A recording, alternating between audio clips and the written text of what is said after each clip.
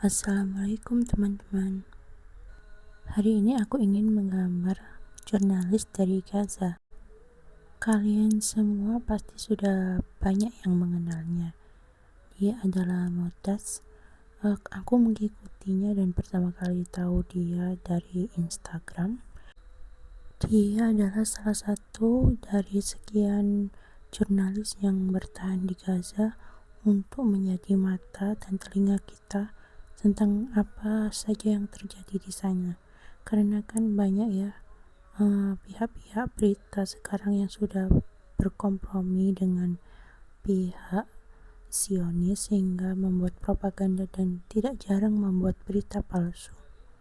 Jadi mereka-mereka inilah yang mengabarkan kebenaran tentang terutama yang terjadi di Gaza. Nah, ini akun Instagramnya. Bagi yang belum follow, kalian bisa follow ya untuk mengikuti kabar terkini dari Gaza. Untuk jurnalis yang ada di West Bank atau Tepi Barat, aku kurang tahu. Kalian bisa bagi infonya ya di komen. Aku sebenarnya pingin banget gambar Abu Ubaidah, Abu Hamzah, kemudian pasukan-pasukan Hamas, Mujahid yang lain seperti itu, Hamas, Al-Quds, Brigadir Al-Qassam, tapi video shortku yang memvideokan tentang gambar Abu Ubaidah hanya menggambar saja tanpa ada keterangan apapun, itu kalian tahu di ban. Tapi hal itu tidak akan membuatku berhenti untuk menyuarakan Palestina. Kalian bagaimana? Apakah hari ini sudah memposting sesuatu tentang Palestina? Don't stop talking about Palestine. Kalau masih ada dari mungkin kalian teman-teman atau kenalan kalian di sosmed atau di dunia nyata yang bilang menyuarakan Palestina di media sosial saja tidak berdampak apapun, itu benar-benar salah besar. Karena pihak-pihak Zionis sana rela membayar miliaran, bahkan dananya besar sekali. Kalian bisa rujuk di artikel-artikel terpercaya, itu hanya untuk menyusun propaganda dan memerangi kayak semacam hashtag Free Palestine di media sosial. Mereka membayar. Sebenarnya mereka sendiri mengerti dan paham bahwa pihak yang mendukung mereka itu sangat sedikit, karena ini benar-benar tindakan yang tidak berbudi kemanusiaan. Makanya mereka rela membayar untuk membuat hoax, dan di samping itu mereka juga membayar influencer untuk agar seperti followernya bisa terpengaruh seperti itu ya. Kalian pasti sudah mengerti semua. Nah, kalau mereka saja rela membayar untuk berita-berita propaganda seperti itu, menyewa influencer demi kemenangan di sosial media, lantas masa suara kita selama ini gak berguna? Itu sama sekali not make sense. Apapun yang kalian posting tentang Palestina di media sosial itu sangat berarti bagi mereka. Bahkan beberapa hari yang lalu di grup Telegram Brigadir Q Hamas itu memposting sebuah foto dengan tulisan terima kasih tentara netizen Indonesia, seperti itu ya. Gerakan julid fisabilillah kita go internasional. Apakah ada dari kalian yang termasuk tentara netizen Indonesia atau julid fisabilillah force, atau yang satu lagi itu Hasan bin Sabit Brigade? Benar-benar menghibur sekali ya di tengah-tengah konflik. Awalnya itu cuma Indonesia, kemudian negara tetangga kita yaitu Malaysia ikut bergabung, dan akhir-akhir ini sepertinya Turki juga ikut bergabung bersama kita. Bayangkan negara sekelas Turki bisa bergabung bersama julid fisabilillah. Ini benar-benar perang media sosial, perang mental juga. Teruskan aksi kalian. Oh iya, kembali lagi ke topik pembicaraan utama kita, yaitu jurnalis Motas ini atau rekan-rekannya juga di Gaza. Mereka adalah jurnalis yang sangat pemberani, karena dalam menjalankan misinya juga tak jarang menerima seperti ancaman atau seperti kayak telepon dari nomor yang tidak dikenal kemudian menyuruhnya ini itu seperti itu. Dia ini sempat mengunggahnya di salah satu postingan di Instagram. Kemudian drone-nya juga pernah itu seperti di hacker gitu ya. Kurang mengerti aku, tapi tayangan dari apa yang dipostingnya itu yang aku tangkap seperti itu. Mereka juga layak disebut pahlawan karena mereka mengabarkan hal yang benar tentang Gaza di tengah-tengah banyaknya media barat, kemudian media-media yang sudah di backing oleh Zionis sehingga kita sangat minim akses untuk mendapatkan berita yang sebenarnya. Nah, karena itulah untuk bentuk apresiasiku terhadap mereka, aku menggambar salah satu dari jurnalis tersebut, yaitu Motas. Sebenarnya ingin menggambar yang lainnya juga, tapi kita lihat dulu ke depannya nanti. Kalian punya saran gak? Lain kali aku menggambar apa lagi nih? Boleh banget komen di bawah dan nanti bisa aku filter dan kalau sempat aku buatkan gambarnya. Oh iya, nanti hasil gambarnya itu aku posting insya Allah di Twitterku itu Twitter yang akun Sinesize ya. Kemudian kalau di Instagram itu Instagram gambar dakwah official. Juru bicara Brigadir Al-Qassam Abu Ubaidah pernah menyampaikan terima kasihnya kepada Ashabul Aqlam di salah satu pidatonya. Beliau menyebutkan para penulis dan pembuat konten yang menyuarakan Palestina sebagai Ashabul Aqlam seperti itu ya. Karena itu kita jangan lelah untuk menyuarakan apapun tentang Palestina yang berjuang secara fisik, tenaga, harta saja yang ada di sana. Mereka tak kenal lelah. Kita yang sudah hidup nyaman di sini, kemudian tinggal berperan di sosial media, masa kita lelah juga? Masa kita nggak mau? Apa masih ada yang bingung? Konflik ini tuh konflik kemanusiaan, agama, wilayah, atau apa gitu ya? Karena aku saat memposting video-video, terutama video short itu banyak sekali komen yang kayak sepertinya mereka itu tidak mengerti ini itu masalahnya akarnya bagaimana, terus komen aja gitu ya. Sebenarnya ya bagaimana ya, karena ini salah satu bentuk edukasi, kita harus tahu kan ini sebenarnya konflik apa. Kalau aku mengutip dari penjelasan Ustadz Muhammad Hussein, dia itu salah satu aktivis dari Indonesia yang sudah lama, mungkin kalau tidak salah ya sekitar 12 tahun tinggal di Gaza, sudah memiliki keluarga di sana dengan seorang wanita dari Gaza. Yaitu beliau menyebutkan bahwa ini sebenarnya akar yang paling akar adalah konflik eksistensi ya. Karena begini, sebelum kejadian kayak berdirinya Israel itu nggak ada kan negara, kalau komunitasnya kayak umatnya ada memang di sana. Tiga agama itu sebelumnya hidup rukun di dinasti Ottoman. Kemudian saat Inggris mengeluarkan seperti kayak melegalisasi orang-orang Yahudi dari seluruh penjuru dunia untuk berbondong-bondong pindah ke tanah Palestina ini atau tanah Kanaan, yaitu mulailah konflik.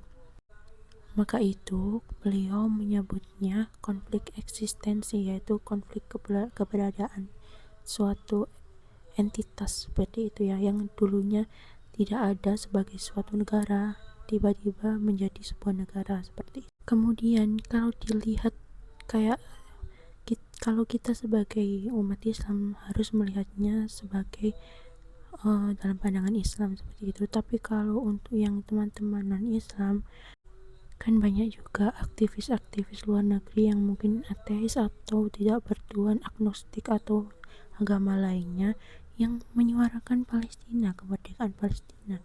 Itu mereka berdasarkan kemanusiaan, karena cukup dengan menjadi manusia melihat apa yang terjadi di Gaza, di West Bank, ya seluruhnya itu Palestina, mereka bakal bisa menilai dari hati nurani mereka sendiri bahwa itu tidak benar. Seperti itu, mereka yang pihak Zionis ini sudah menyalahi aturan perang.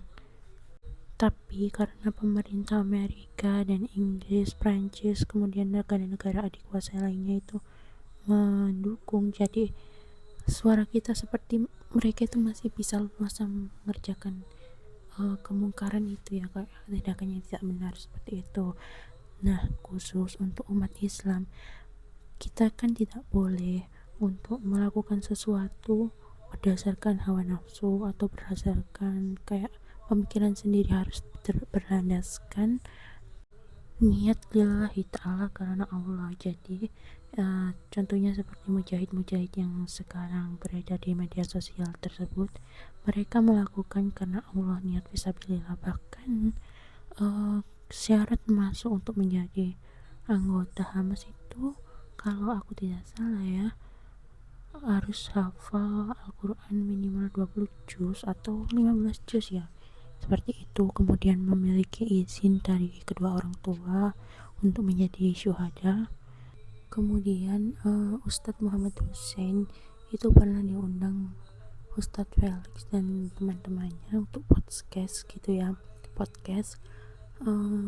Salah satu teman Ustadz Felix itu bertanya, kok bisa warga Palestina, terus khususnya tentara-tentara kayak yang sayap militer itu, saat menawan mereka bisa bersifat baik kepada tawanan Israel, sedangkan kayak penduduknya saja dan pemerintahan Israel secara keseluruhan itu selalu bertindak tidak adil kepada mereka. Kalau sang penanya itu jadi mereka mungkin ketemu orang random Israel aja sudah nggak tahu diapain gitu kan ya. Kemudian Ustadz Muhammad Hussein menjelaskan bahwa memang seperti itu, tapi kan kita mereka itu berjalan tindakannya harus didasarkan pada Al-Quran dan hadis. Jadi mereka lebih menyuarakan akhlak mulia, makanya kalau menawan itu tidak disakiti, malah di pelayanannya itu lebih baik, kayak apa yang dimakan itu sama seperti mereka, atau kalau ya bisa diberikan yang lebih baik, ya lebih baik seperti itu. Bahkan salah satu anak kecil yang ditawan kemudian dibebaskan saat penukaran sandera yang terjadi pas waktu gencatan senjata itu memiliki perubahan. Ini diklarifikasi oleh saudaranya yang serumah, itu dia jadi lebih perhatian. Kalau makan itu ditawarkan kepada yang lain, dulu sebelumnya tidak pernah seperti itu. Jadi perubahannya itu lebih ke akhlak mulia seperti itu ya. Motas ini juga kalau tidak salah pernah difitnah atau dituduh oleh pihak Israel sebagai bagian dari anggota Hamas seperti itu ya. Padahal tidak terbukti. Kita tidak heran karena banyak sekali berita-berita bohong yang tersebar di sana, dan akhirnya lagi masih ada yang percaya walaupun sedikit, tapi kenapa gitu loh masih ada yang percaya dengan berita-berita bohong yang mereka buat-buat sendiri, play victim begitu ya. Seperti klaim-klaim mereka yang menjelaskan bahwa fasilitas umum yang mereka bomi itu ada terowongan Hamas dan kayak markas Hamas seperti itu. Tapi sekarang satu pun tak ada yang terbukti. Bahkan official dari Brigadier Al-Qassam itu juga menyebutkan bahwa tidak ada mereka membangun terowongan di bawah fasilitas umum tersebut begitu. Kemudian ada salah satu video mereka yang menyebutkan bahwa menemukan sebuah terowongan di bawah rumah sakit gitu ya. Kemudian tapi terowongan itu sudah nggak ada jejak-jejak kayak Hamas gitu, nggak ada. Setelah ditelusuri lebih lanjut bahwa itu sebenarnya terowongan pihak Israel sendiri, mereka menuduh kemudian Hamas itu terowongan Hamas begitu. Saat klarifikasi kayak bukti kebenaran itu sudah ada, mereka mengklarifikasi, oh iya itu sebenarnya terowongan kami tapi sudah diambil alih Hamas. Ada aja kebohongan lebih lanjut, karena kan kalau kita itu kayak jangan kita lah ya, kayak ada orang berbohong untuk menutupi kebohongan dia harus berbohong lagi dan seterusnya seperti itu. Jadi rantainya tidak akan pernah terputus, mereka akan terus berbohong untuk menutupi kebohongan yang lalu.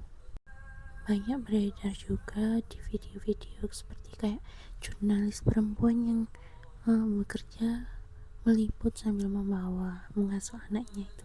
Apa kalian mengerti atau tahu akun Instagram atau akun media sosialnya?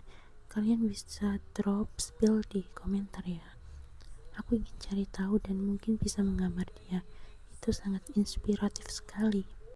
Jurnalis yang ada di Gaza ini awalnya cukup banyak, tapi sampai hari ini itu sekitar hari ke-60-an sudah tidak sebanyak dulu karena yang menjadi sasaran target genosida itu juga jurnalis seperti mereka ini, kemudian tenaga medis, dokter, warga sipil, pokoknya apalagi terutama jurnalis ini yang meliput kebenaran di sana. Jadi pihak-pihak itu Zionis, mereka menyasar bagian-bagian vital. Mereka kan berpikir kalau nggak ada jurnalis maka nggak ada yang mengabarkan tentang Gaza ini, jadi tindakan mereka bisa ditutupi, tindakan mereka bisa dinormalisasi seperti itu ya. Benar-benar kejam sekali. Astagfirullahaladzim. Dan siapa yang masih baru tahu konflik di Gaza ini pada 7 Oktober lalu? Padahal sepanjang hari, setiap hari sejak tahun 1948 mereka itu dijajah setiap hari itu. Karena gimana ya, kayak memang berusaha untuk menyingkirkan rakyat-rakyat yang terutama yang ada di Gaza. Kalau yang di West Bank kan ada kayak diplomatis gitu ya, sisi diplomatis. Kalau di Gaza ini mereka benar-benar kayak menolak, tidak ada hubungan dengan Israel begitu. Jadi mereka itu, kesaksian dari Ustadz Muhammad Hussein yang tinggal di sana selama 12 tahun, perharinya akses internet itu 4 jam, kalau lagi bagus ya 8 jam. Ya ampun, mereka benar-benar kayak di blokade gitu ya. Kemudian air bersih juga berkurang, pasokan makanan, kemudian terutama listrik ya yang saat ini menjadi kayak benar-benar vital banget. Jadi kejadian 7 Oktober lalu itu sebenarnya membangunkan seluruh warga negara, seluruh warga dunia untuk melihat, hei, kami masih ada, kami masih tersiksa yang ada di Gaza, yang ada di Palestina itu. Seperti itu. Kalau tidak ada ke 7 Oktober kemarin, mungkin kita akan mengira Gaza is fine, baik-baik saja, nggak ada apa-apa pada mereka, nggak ada terjadi apa-apa seperti itu. Padahal kenyataannya setiap hari mereka itu dijajah. Tapi puncaknya yaitu para mujahidin yang melakukan penyerangan itu pun karena aksi dari Israel dahulu yang menyerangkan. Jadi mereka melakukan pertahanan, tapi kekinian Israel merilis bahwa mereka melakukan genosida untuk self defense. Masa ada kita melindungi diri kita dari bayi-bayi di inkubator, terus orang-orang sakit di rumah sakit, anak-anak sekolah yang tidak bersenjata? Kan itu benar-benar tidak masuk di akal orang sehat. Oke, kini kita masuk finishing. Aku ingin memberi tulisan our eyes atau mata kita, mata kami. Kemudian di bawahnya nanti dikasih tulisan Gaza gitu ya. Oke, kita atur-atur sedikit seperti ini. Kemudian kita kasih tulisan Gaza seperti ini. Disensor aja ya biar tidak kena seperti yang lalu. Aku backgroundnya pakai warna merah aja, yang simpel-simpel. Aku ini terinspirasi dari kayak semacam cover atau apa gitu ya, yang tulisannya Man of the Year, terus ada gambarnya jurnalis itu kan backgroundnya juga merah. Itu seperti kayak estetik gitu aja, jadi aku terinspirasi dari sana. Backgroundnya aku beli merah marun polos, kemudian tulisannya putih tanpa efek shading atau lainnya. Ya seperti ini saja. dan selesai. Gimana nih, kalian setuju diupload di Instagram atau Twitter atau keduanya?